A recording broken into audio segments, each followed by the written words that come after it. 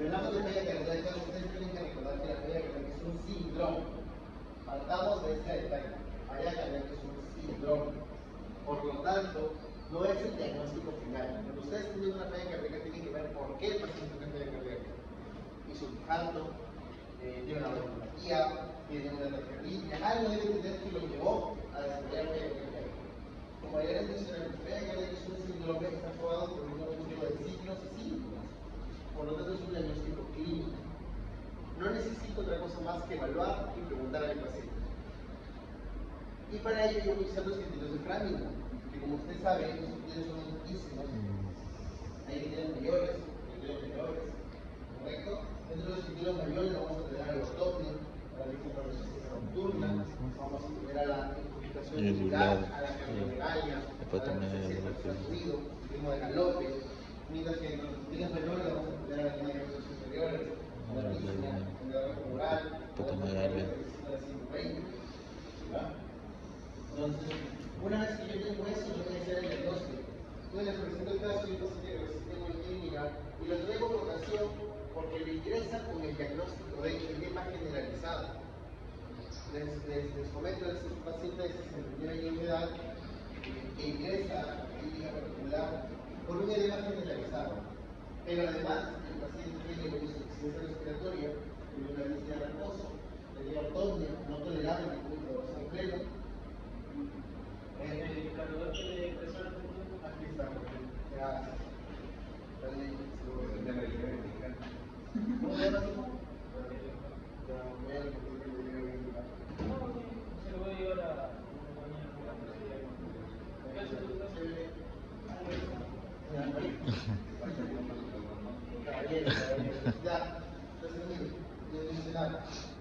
entonces, este paciente ingresa, pero ingresa con un diagnóstico de edema generalizado, por eso lo tengo protección. ¿Por qué? Porque el primer día que ingresa, lo tratan de edema generalizado, solo le dan omeprazol y encima le colocan ácido de presión. Tenía exceso de líquido. Tenía exceso de líquido y encima le dan ácido de presión. Curioso, ¿no? ¿Por qué? Porque no le había preguntado al paciente. Entonces, cuando uno llega a conversar con el paciente, ahí es donde están con los datos de que tenía disnea de reposo, que tenía ortopnia, que tenía disnea paroxística nocturna. Es más, ahí se nos cuenta que ella iba a acompañar a su papá en casa, porque su papá no podía dormir. Le decía a ella que tenía miedo para dormir, no que tenía miedo, sino que se levantaba por las noches, que le faltaba el aire. Y es muy curioso esto, porque tiene que preguntarlo adecuadamente. Tengo otro caso de una paciente que termina incluso el cateterismo, una señora que toda su vida fue tratada como ansiosa. Le decían que tenía insomnio, que su problema era ansiedad por las noches. Y por más que tomaba el personal, le daban lo que le daban, nunca la señora podía dormir. Hasta que por ahí algún inteligente se le ocurrió pedir un electro. Y se dio cuenta que había una necrosis en toda la cara anterior. Va a consultorio, cuando va a consultorio le hacemos la eco, tenía una fiebre de 30 con una insuficiencia mitral severa. Entonces, ¿qué era? ¿No era ansiedad? Estaba haciendo disnea paroxística nocturna. Entonces, es ahí donde ustedes tienen que preguntarle a la atención, ¿qué siente usted por las noches? Porque yo siento que me falta el aire, no puedo, hace tiempo que yo no duermo, claro, yo tengo que dormir sentado, si me acuesto, siento que me falta el aire. Eso es una disnea paroxística nocturna. Pero todo parte del criterio de la historia clínica, eso es fundamental.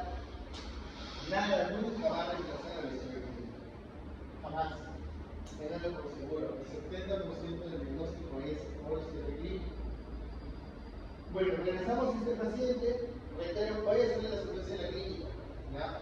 Entonces, llegan con estos síntomas, ya desde el título B, dice, bueno, el doctor ya tiene un nivel mayor, tiene dos menores, que tenía disnea y tenía edema generalizado. Solamente por los síntomas por los que llegan a la emergencia ya lo tenían que probar con una enfermedad. ¿Por qué? Porque el criterio mayor y los menores hacen el diagnóstico de falla o los mayores. Si hablábamos de la historia, por ejemplo, que dice ya teníamos disnea paroxística nocturna, si ya teníamos los dos mayores. Pero yo he visto el día siguiente, el día que había llegado, le piden una radiografía tórax. ¿Y qué se ve en la radiografía tórax? Coronaria y derrame. Así que lo primero que hacen es llamar al internacional para que le saquen el título. ¿Por qué? Porque estaban echando la culpa en la por el mobiliario. Primero era muy cara, 3.1, recuerden que la UBI es 3.5, se lo trae por el medio. Y el cirujano cardiovascular le saca 2 litros del lado derecho y 200 del lado izquierdo. Con eso el paciente mejora, así que al día siguiente ya acaban. Porque igual, ahí se volvió que dice, para que tiene un electro, tal vez pueda haber algo. Y entonces el movimiento completo de la mano izquierda. Y el cirujano cardiovascular le dice al médico que está hablando de general, le dice, pero piden un PRO-BNP. ¿Por qué le piden un PRO-BNP? Porque el PRO-BNP es específico de falla cardíaca. Pero no debería haberse empleado ya en retrospectiva para este paciente. Porque ese paciente tiene cantado y tiene como que tiene los mayores, autónomo, tiene paralización nocturna, cardiomegalia, tiene 3 criterios mayores. No habría necesidad. Era obvio que iba a salir operado, salió en más de 9.000. Cuando su valor normal es de 300. O sea, salió 30 veces elevado. ¿Cuándo sí es más útil pedir PRO-BNP? Por ejemplo, viene un paciente varón, 65 años, fumador pesado, fumaba 5 pastillas a la semana por 20 años. Además de fumar hace 3 años, y el paciente le dice, doctor, ahorita vengo porque me canso. Siento que me falta el aire cuando camino, tiene una edema de miembros inferiores. ¿Cuál es el problema? Que ahí puede ser por un EPOC que lleva a desarrollar una hipertensión pulmonar, o puede ser una falla cardíaca como tal. ¿Cómo te das cuenta? Por el PRO-BNP. Porque el PRO-BNP es específico de falla cardíaca. Entonces, ustedes primero tienen que hacer su examen físico, tienen que hacer su historia clínica, y si les queda duda, van al PRO-BNP. En este caso, si ya tenían todo, no era necesario pedir, pero bueno, lo pidieron, salió positivo, evidentemente. ¿Cuál es el siguiente paso? Que tiene que ir un paciente que tiene diagnóstico de falla cardíaca a una ecografía del corazón. Todo paciente con falla cardíaca se tiene que hacer una ecocardiografía, un ecocardiograma, para buscar qué cosa, ver cuál es la cardiopatía estructural que lo molesta. Será una cardiopatía dilatada, será una cardiopatía hipertrófica, será una cardiopatía restrictiva, ¿no? Tendrá un problema de valvular en el pituitary, en la aorta, que es pulmonar, tendrá una cardiopatía congénita del adulto, en fin, las opciones son muchas. En cambio, me quedo mucho, ustedes que acaban como de tener algo de ayudar, pero sepa que hay un montón de enfermedades más, como la cardiopatía hipertrófica, la cardiopatía restrictiva, la cardiopatía congénitas del adulto. Entonces, es lo primero que tenemos que cerrar.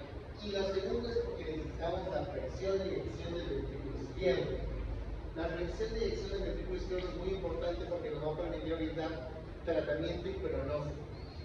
La clasificación de la Guía Europea de Cardiología del 2023 plantea los 3 grupos que estoy presentando. Reducida menos del 40%, levemente reducida de 41 al 49% y preservada cuando es más del 50%. Pero sepan que con el de los canadienses en el 2026 han sacado una actualización y han dicho no se complica la vida, menos de 40 reducida, más de 40 preservada. Al final, en realidad, la movilidad para nosotros en cardiología es más como fibra reducida porque hay medicamentos que son específicos para la fibra reducida. Sacretival, Sartán, finerenona, cidoretona, tienen un mayor impacto también en pacientes con fibra reducida. Regresando al caso que les he presentado a este paciente, pues bueno, este pacientito, como les dije, vino en feriado, pero no va a salir de consulta en el feriado, así que no tenía cómo sacar el ecógrafo del consultorio de la clínica, así que tuve que esperar al día siguiente. Al día siguiente le hago la ecografía, y acuérdense que esta es una imagen de un corazón sano, un corazón normal. El corazón del paciente era algo así. Tenía una cardiopatía dilatada, con un volumen sin indexar del ventrículo izquierdo de 346. Para que se hagan una idea, lo normal es sin indexar de 120. Se tenía casi 3 veces su valor.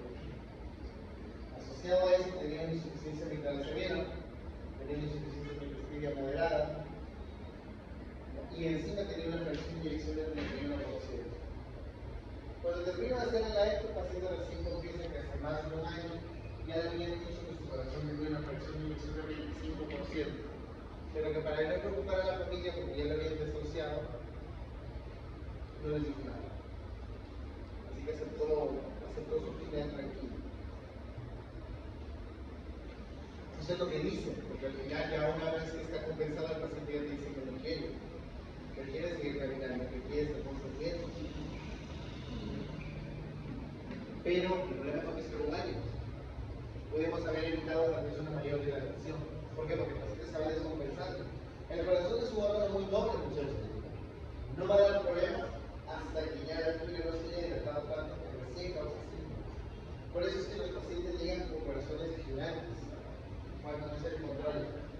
¿Por qué? Porque el corazón aguanta sin tener sus problemas. Pero bueno, a mí lo que me preocupa es que ustedes lleguen así como acá, que vean a este tipo de paciente y le den su omeprazol o su cloruro, ¿no?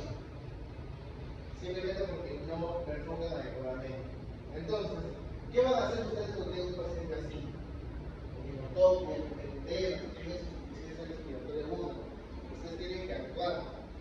¿Y en base a qué? A ver, siempre falla cardíaca, yo tengo que ver dos tipos de signos en los pacientes. Un paciente con falla cardíaca tiene dos posibilidades. O está congestionado, ¿no? O además de estar congestionado puede estar hipoperfundido. ¿Qué significa? Que la fuerza de contracción del corazón no es adecuada para satisfacer las demás líneas de corazón. Entonces, ¿cuáles son los signos de congestión? La ortonia, la disnea paroxística nocturna, el edema de miembros inferiores, el derrame pleural. Esos son signos de congestión. ¿Cuáles son los signos de hipoperfusión? Es decir, que la fuerza de contracción del corazón no es adecuada. ¿Cuáles son?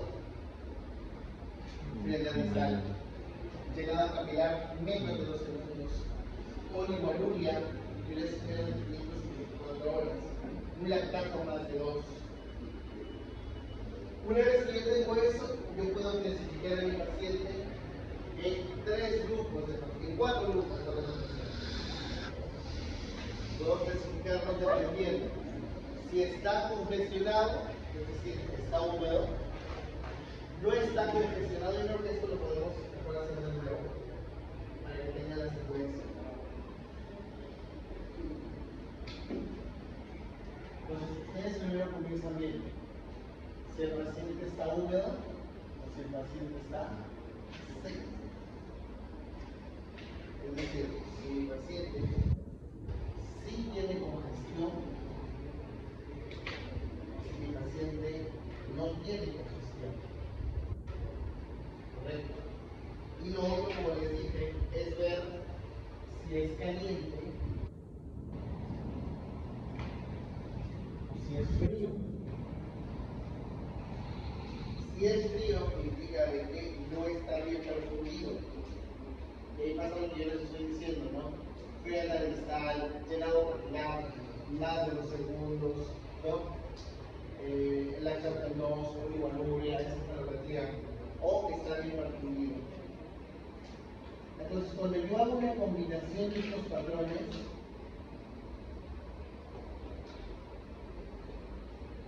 es que yo tengo un patrón tipo A, un patrón tipo B, un patrón tipo C y un patrón tipo E. ¿Por qué? Es L de low, de bajo gas.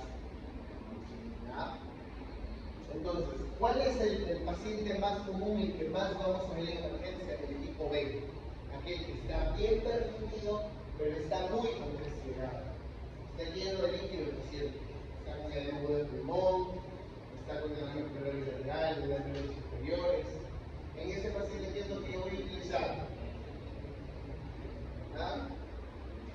Furosemida endovenosa. Tengo que retirar de ese líquido en exceso. ¿Cómo se lo retiro? Con furosemida endovenosa. 2 ampollitas están, si la presión lo permite, y luego una cada 6. Es por ejemplo lo que hacemos con el paciente. 2 ampollitas están, una cada 6 2 días, una cada 6 cada 8, después de 10 cada 12, y me dejas para la 15. Pero ya va por su segunda recuperación. Porque ese es el problema. Los pacientes puede volver a llegar cuando la bomba falla.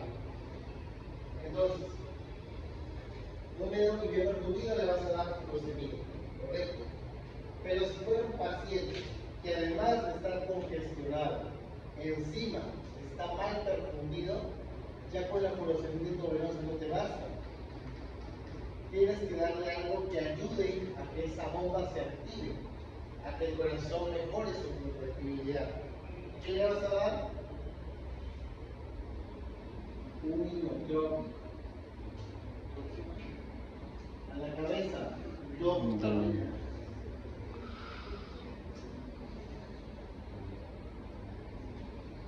O minerosilicar. La diferencia es que como termina esta en el momento de los componentes de depósito. Mientras ahorita estamos conversando, el paciente le estamos haciendo un pulso de velocidad en este momento de la clínica. Entonces, furosemida más velocidad, o puede ser que su problema no sea la congestión, sino sea la mala perfusión, porque el paciente tiene ya una falla cardíaca avanzada. Este paciente, por ejemplo, es candidato a que a pesar que yo lo recupere, tenga que venir cada 15, 20 días o un mes a un pulso de velocidad para mejorar esa contractibilidad. Si fuera más joven, le podríamos empezar con trasplante cardíaco. Igual, sepa que el trasplante cardíaco es muy bajo, pero no es común el trasplante cardíaco. No se inhibe la base del cuerpo. ¿Ya? Ahora, ¿cuál es el paciente, pero que quisiéramos ver ya que se va a la casa, el estable es el tipo A? Porque este paciente que tiene el patrón tipo A, viejo el fundido y que no está congestionado, es el que recibe el tratamiento de falla cardíaca crónica, el que lleva pastillas a la casa, para ver si con eso mejoramos la función cardíaca. Y sepan que actualmente hay 4 grupos que han demostrado mejorar los síntomas, pero además reducir la mortalidad, que es muy importante, porque lo que me importa no solamente es que esté bien, sino que no se muera, ¿verdad? Entonces, para eso, el primer grupo son los bien mejorados. Y actualmente un grupo que se está sumando, que son los ARPI, que es un combinado de un A2, que es el valsartán, con un inhibidor de la neprilicina, que es el sacubitril. ¿Verdad? ¿Todo bien, campeón?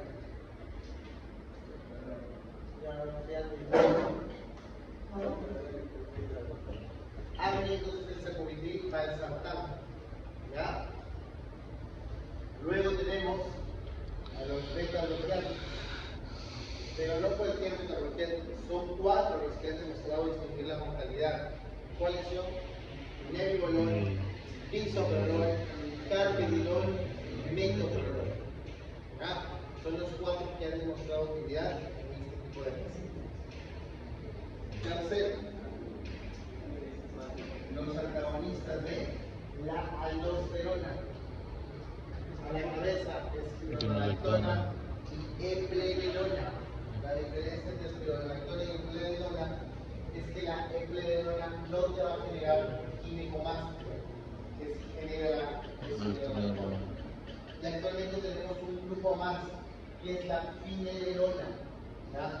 Con los estudios Feinberg, que recientemente se han publicado, ha demostrado que tiene una utilidad importante en aquellos pacientes que además de tener daño cardíaco tienen un daño renal y ya comienzan con microalbuminuria.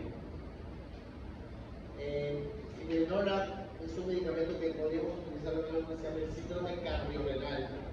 El síndrome cardiorrenal implica que yo tengo un daño cardiológico y eso me daña el riñón, o viceversa, tengo un daño en el riñón y eso me daña el corazón. Cuando yo tengo un daño en el corazón crónico y eso me genera un daño crónico en el riñón, ese es un síndrome cardiorrenal tipo 2. En ese tipo de pacientes, finerenona tiene un buen efecto, porque mejora la actividad cardíaca y además reduce el daño renal. Finerenona. Está 20 de 10 y de 20. Y por último, vamos a tener pie cabelonomía, que es la hueso noceronea, para ver los pies géneros, pues no para todo, hay dos, la tapa grifosina y la empagrifosina. 10 miligramos cada una, es la versión que utilizamos. Pero es para tener que ser reducida, porque van a ver que, por ejemplo, los parroquiantes no deben usarse como una fracción de edición más del 60%, porque hay que como pueden preservar, por supuesto. Eso es más común en pacientes mujeres, adultos mayores, obesas. Es muy frecuente la pérdida cardíaca con fibra preservada. ¿Cuál es el síntoma característico de esos pacientes que tienen pérdida cardíaca con fibra preservada?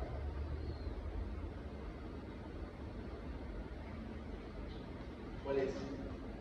Es la vendopnia. Vendopnia. ¿Y qué es la vendopnia? La semiología. ¿Cómo diagnostican su paciente que tiene vendopnia o no, doctora? ¿Cómo sabes que tiene vendopnia? ¿Quién le va a pedir?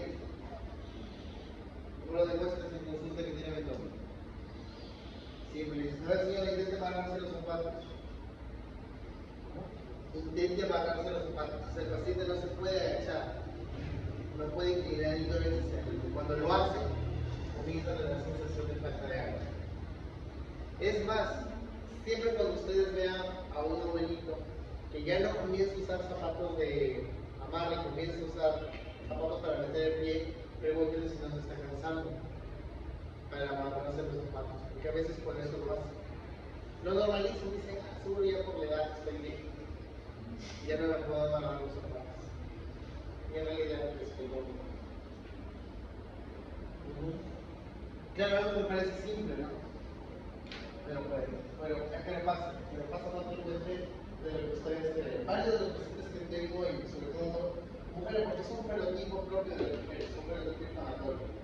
La falla cardíaca preservada es más común en mujeres que varones. La adenosidad es más frecuente en varones. Pero bueno, ¿cómo le doy a entender el examen? Porque acá hay que decirle, ¿no? Que si no es un informe, ya está la respuesta.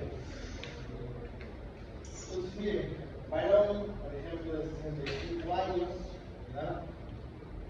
Que tiene un antecedente, un infarto agudo de miocardio de cara anterior, que acude con una clínica de una disnea, LAICA 4. ¿Qué es una LAICA 4? Eso lo lleva en serio, ¿no? Además, presenta una condición del murmullo vesicular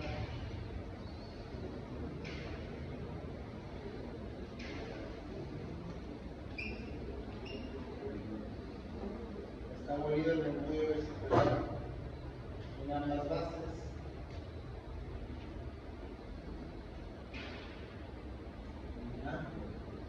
El paciente no tolera el decúbito dorsal pleno, ¿ya? Y adicionalmente tiene piedad capilar de una erosión.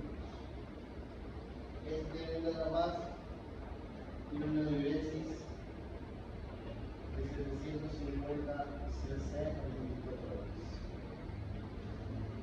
Y tiene otro caso por aquí de una mujer de 70 años de edad, ¿verdad? Que tiene como antecedente un lupus eritematoso sistémico complicado con una nefritis pública que la lleva a desarrollar una enfermedad renal crónica terminal y hemodiálisis, ¿ya?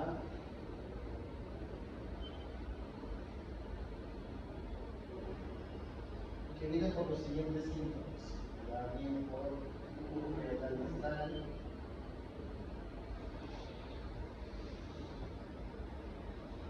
el examen físico también hay cálculos bilaterales,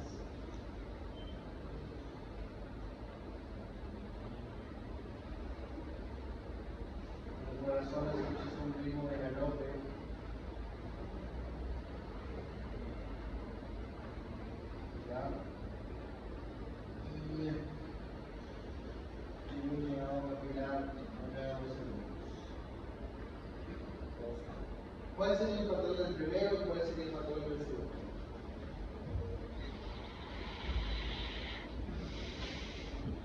Línea, evolución, Simplemente que le daría a cada uno.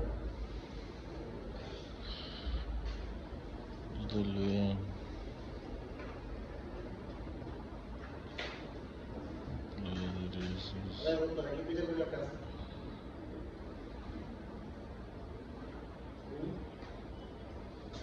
¿Qué tiene el primero? Delegado, ¿qué tiene el primero?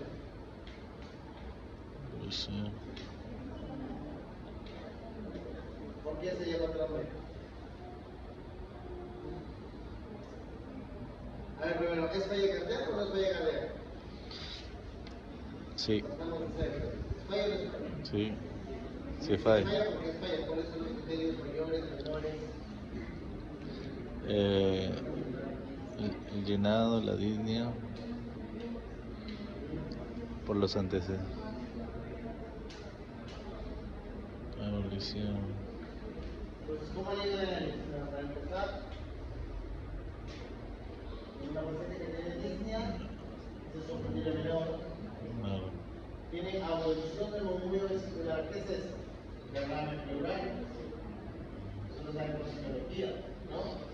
Una neuroplasticidad y todo eso. Otro criterio menor. No termina del punto dorsal, ¿qué es eso? Ortopnea. Entonces ya tienes un criterio Mayor. Perfecto. Estableciste tu diagnóstico de Falla cardíaca. correcto. Ahora, ¿qué patrón es? La disnea, el diafragma pleural y la ortopnea son signos de Sí. Con vestigio. correcto.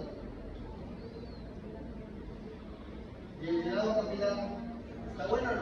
No. Está bueno, tiene que ser un llenado normal. Mayor Y de. Alexis está bien porque ya entiendo el volumen. Perfecto.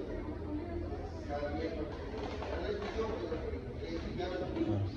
Somos de la sociedad. Un pantalón tipo. ¿Qué le va a dar el tratamiento de noche? No sé. ¿Correcto? Vamos a otro caso. Este es mi agua, no sé si es un problema, pero está. Al final lo que tienen que llevar son los hijos. Entonces, ya está. Y el lado capilar, ¿qué son? ¿Signos de qué? De mala perfusión. De mala perfusión. ¿Correcto? Mientras que los crepitales implican que pulmonar y al ritmo de la es un criterio mayor también para falla cardíaca. Por lo tanto, ¿qué patrón es este? Es un patrón tipo Ricos. ¿No? Falla. Por lo tanto, ¿qué vamos a dar?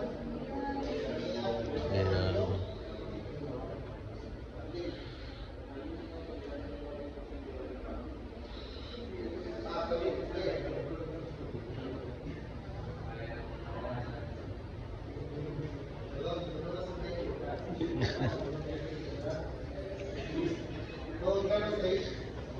Perfecto. Entonces, así más o menos. Así les voy a preguntar. ¿Ya?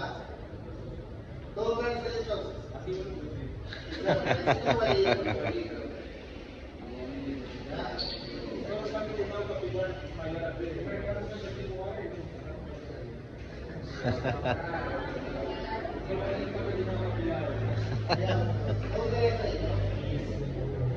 Vamos ahora entonces a darle a mí. De los dos hábitos que me interesan, que ustedes sepan.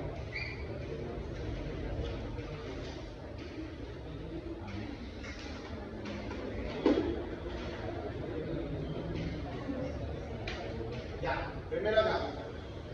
Primero me interesa que todos recordemos cómo se un electrón normal. ¿Ya? ¿Qué saben? La papel, cuál es, ¿verdad? Son los portales, la perspectiva, y normalmente la regularidad y la regularidad. No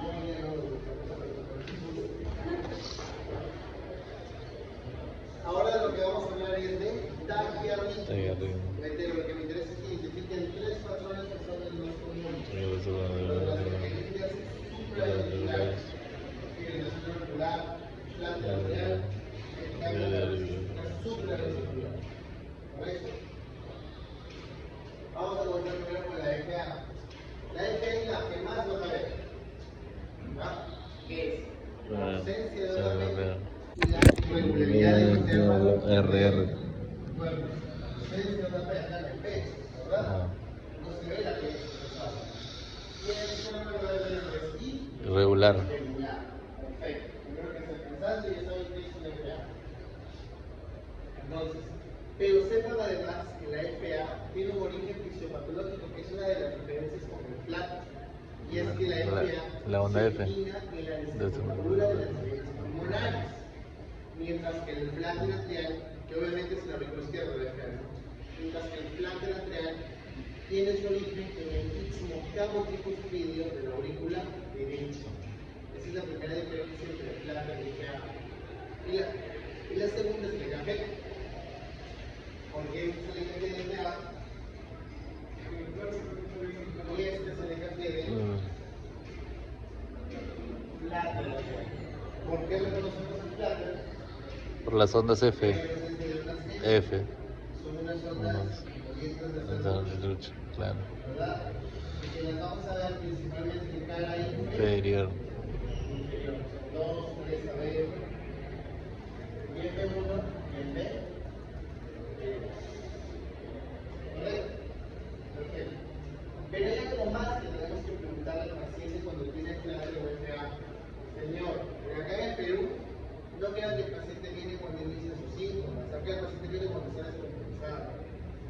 ¿Ya? Tiene que decirle al señor, ¿desde cuándo? Porque eso va a ser importante para orientar su tratamiento. Yo tengo una FA o un Flatter, pero los dos se van a manejar igual. Paroxístico, persistente o es permanente, es decir, el paciente ya vive con su FA.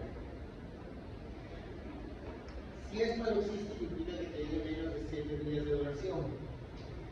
Si es persistente, es más de 7 días, pero menos de 6 meses.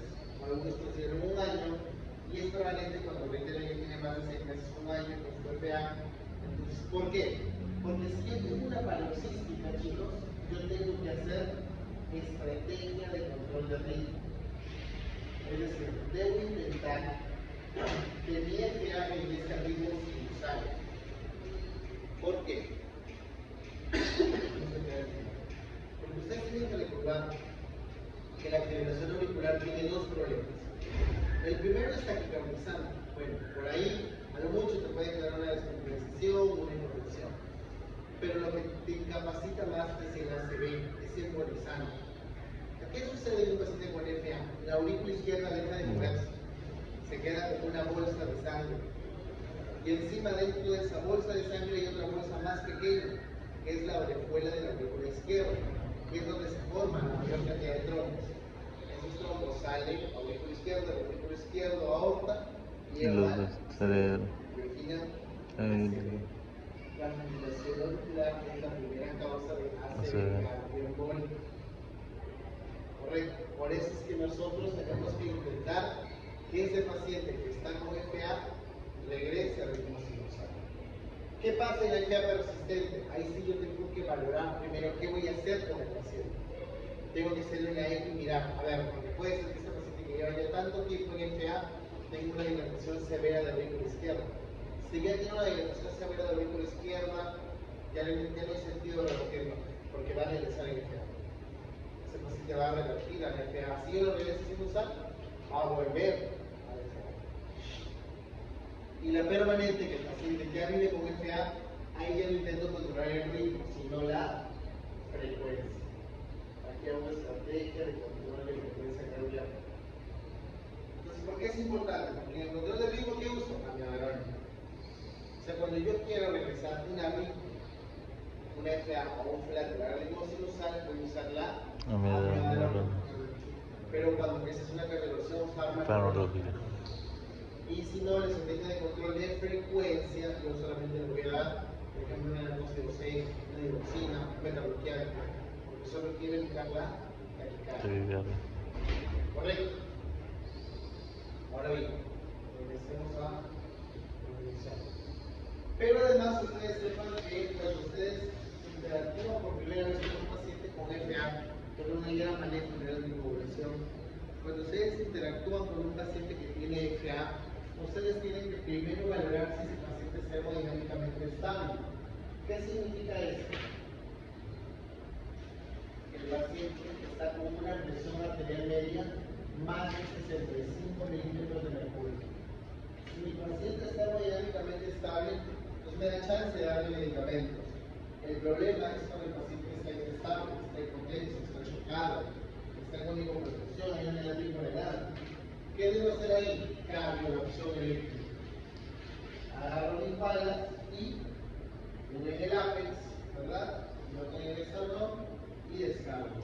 100 joules, 150 joules. Perdón, el paciente regresa de no. Sin usar. Sin usar. Ahora, pero hay un término que aquí también debemos conocer y es la desfibrilación. ¿Verdad? A pesar de que usamos el mismo equipo, usamos el desfibrilador, no es lo mismo desfibrilar que cardiovertir. ¿Cuál es la diferencia? ¿Cuál es la diferencia entre desfibrilar y cardiovertir? La sincronización. Yo en la cardioversión tengo que sincronizar. Es decir, tengo que enseñarle a la máquina cómo es el electro del paciente. ¿Por qué? Porque en la teoría vamos a ver la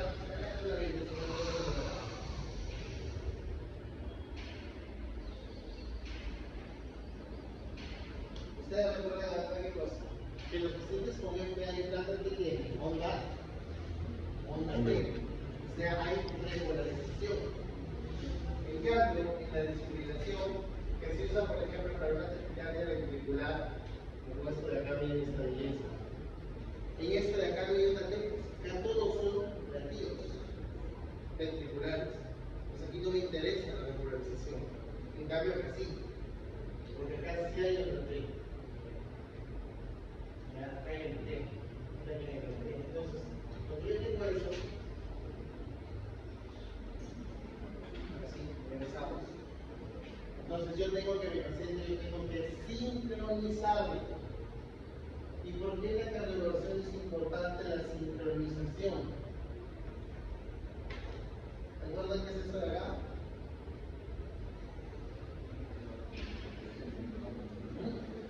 Potencial X.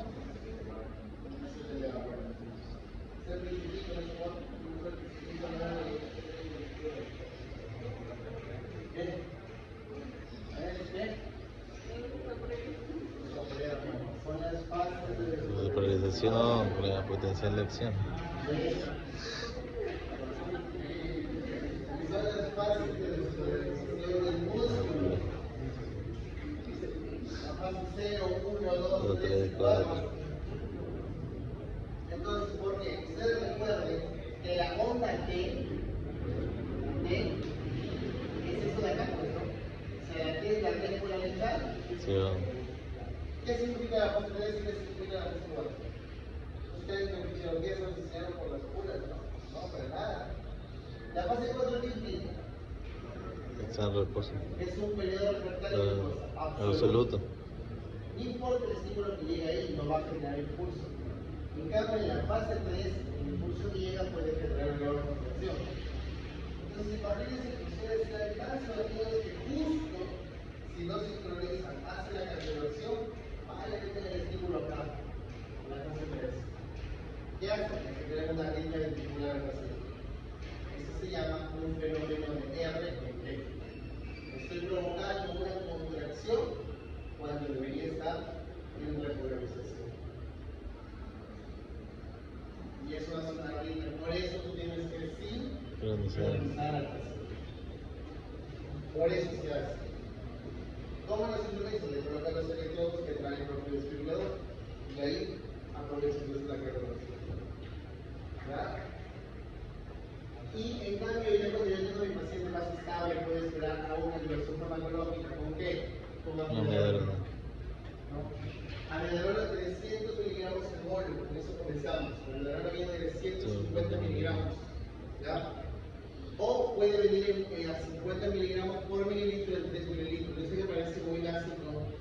pero tienen que recordar que hay estas dos presentaciones, de 150 en 3 mililitros y 50 miligramos por mililitro en 3 mililitros. Porque me ha pasado cuando los terminé de cardiología, me fui a trabajar a otras provincias, no conocen el apoyo. Y el personal pensaba que esas apoyos que decían 50 miligramos por mililitro tenía que colocarle 6. Siempre el apoyo viene de 150. No hay otra presentación, por favor. Porque le colocan 9. Tienen ustedes que recordar que hay una complicación con el uso de megalona y es la prolongación del puteco. O sea, lo vas a llevar a las historias del paciente. Por eso tienen que tener cuidado. Sino que es un alumno muy común, estoy seguro que cuando llegan a internar la van a ver, van a tener discusión. Pues recuerden que la megalona es 2 apoyitas en 7 de soja.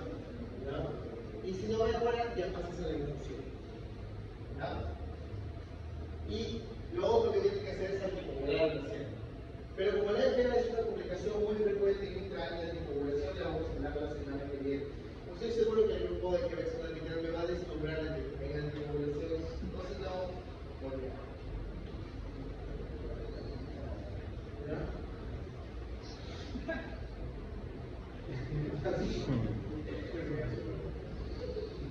Y el último es la taquicardia paroxística supraventricular.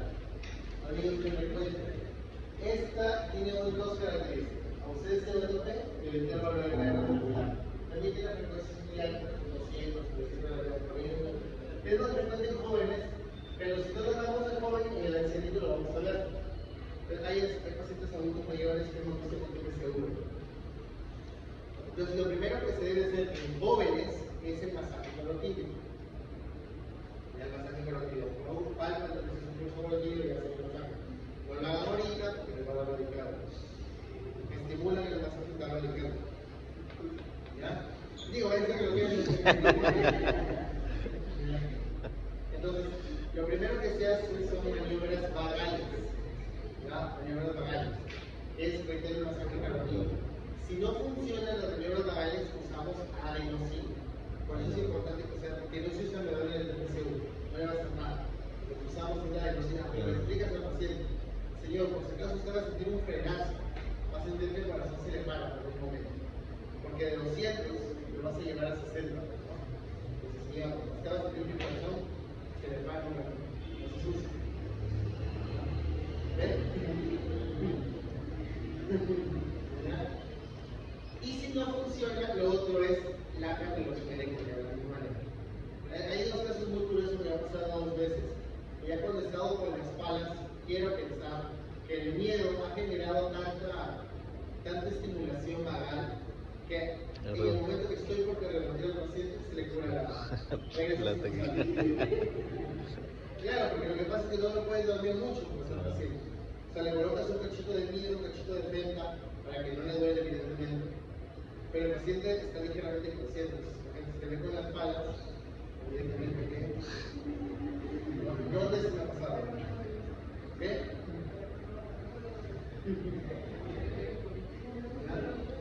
Que puede pasar. Y como les digo, luego la otra vez, la técnica es solo para que se conozcan, no les voy a poner el examen. Pero sí le puedo preguntar por los ritmos de palabra. Los ritmos de palabra son 4. Actividad eléctrica es el pulso, asistolio, taquicardia ventricular y fibrilación ventricular. De los 4, solo 2 desfibrilan. La taquicardia ventricular y la fibrilación ventricular. Solo esos 2 se desfibrilan. O sea, cuando ustedes ven en la torrente de cero y empiezan con las palas, ya no se los debe hacer. Lo único que se hace cuando hay esa historia es masaje y medicación, adrenalina, bicarbonato, pero no utilizan las palas para las historias, por si acaso. Solamente lo utilizan para tele y para la fibrilación ventricular, nada más. ¿Ya? Para esos 2 se usa la desfibrilación. Y ahí no te importa la sincronización, porque eso no se tenga un tele y no desfibrilación. Ahora es más, estos jugadores de fútbol que ustedes ven cuando están en actividad se desmayan, lo que en realidad hacen es FB o TB. No es que hacen infarto. Ellos hacen este tipo de arritmias porque tienen hipertrofia ventricular izquierda. Los pacientes, los deportistas de alta competencia, tienen dos mecanismos adaptativos: hipertrofia ventricular izquierda y bradicardia, lo más común en los atletas de alta intensidad. Pero tiene un problema, que la hipertrofia es un factor de riesgo para arritmias ventriculares. Entonces, cuando a veces hace mucho, pueden hacer estos episodios. Y es por eso que luego los jugadores ven que les colocan una especie de marcapaso. Y no es un marcapaso, es un DAI, un dispositivo, un desfibrilador autoimplantable, que cada vez que detecte la arritmia, les lanza una descarga. Y eso puede fallar a veces. Acá hay un colega, un médico, que tiene su DAI, tiene su desfibrilador. Y una vez, no sé qué pasó, no sabemos por qué eso se puede alterar, puede generar interferencias. Es una máquina. Y estaba detectando erróneamente TEPS. ¿De verdad? Y el paciente llega porque no dejaba de descargarlo. Ya llevaba como 9, 10 descargas en todo el caso que tenía el sábado. Imagínense que estando consciente. Pues se supone que con la tele cortas el flujo, pues para las cosas cerradas se desmaya. Por eso los jugadores se desmayan, pues hacen tele y se cagan, pues digamos, ellos sienten. Pero imagínate estar consciente que te comiencen a hacer. Eso se llama tormenta eléctrica. ¿Cómo te lo es San Francisco? Pero por ejemplo, ¿ya? Entonces, con eso